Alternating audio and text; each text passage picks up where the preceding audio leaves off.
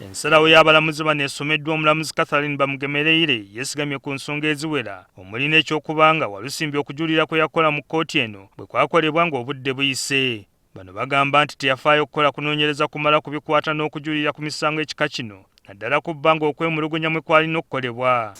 We therefore do not find this a fit and proper case in which to validate an appeal or to enlarge time. Instead, we find that the applicant displayed dilatory conduct in the way that this appeal process was handled. His counsel exhibited a rare form of lethargic behavior. The application to validate the appeal is therefore dismissed, and the notice of motion filed in this court for orders to strike out petition of appeal is allowed with costs. Abalamuzi abalala mu kkooti ejulirwamu abawulidde ensonga zino kwabaddeko Richard Buteera ne Irene Mulyagonja. Walusimbi yawaabanga yeemulugunya ku buyigirize bwa Wakayima Musoke ng'ategeeza nga bwe yakozesa empapula z'omuntu omulala okusobola okwesimbawo. Kinajjukirwa nti mu kkooti enkulu Walusimbi omusango guno nayo gwamumegga. Lubadde luwanvu nnyo, lugendo lwa kubonaabona, omuntu akwerippako n'abeera ng'olukokobe naye nga talina evidence.